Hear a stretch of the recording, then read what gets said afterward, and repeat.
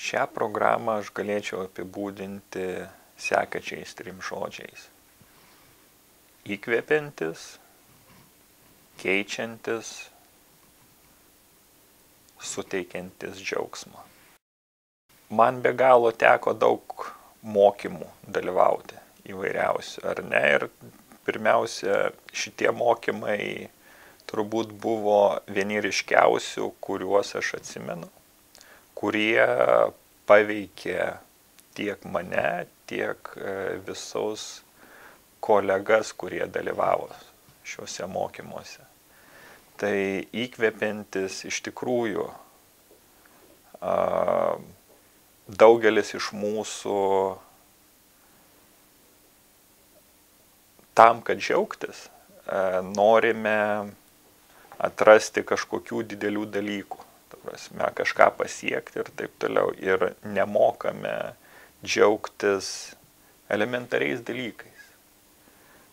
Džiaugtis kiekvieną dieną pasirašytą sutartimi, priduotų pasiūlymų. Ir tie mokymai iš tikrųjų parodė, kuo galima džiaugtis, kaip galima džiaugtis. Po šios programos mes pritaikėme pirmas, tai kasdieniniai džiaugsmai, kai kiekvienas iš mūsų kolegų rašome kasdieną po elektroninį laišką, kuriuo mes parašom bent po vieną dalyką, kuo mes džiaugiamės. Vienas. Antras yra tai, kad po šios programos atsirado rytinė mankšta, be 15 minučių visi norintys dalyvauja rytinėje mankštoje.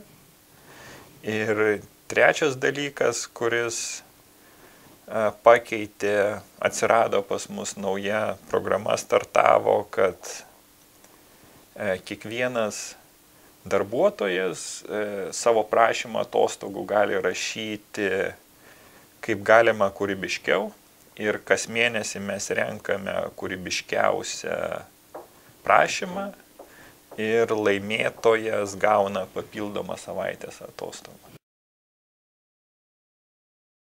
Pirmas faktas turbūt būtų tai, kad savo karjerą pradėjau kaip programuotojas ir per eilę metų tapau šiuo metu netgi 2 kompanijų vadovu. Tai nuo programuotojo realiai pakilau iki vadybininko, pasikeitė pilnai karjera. Antras faktas būtų, kad studentų laikais kartu su kolegomis įkūrėme kompaniją Neolitas, kuri leidžia kas yra kas Lietuvoje, ir asmeniškai prisidėjau prie pirmojo leidinio, kuris išvydo 95 metais. Ir trečias faktas yra, kad 2010 metais M1+ kartu su Tele2 išrinko mane efektyviausiu bosu.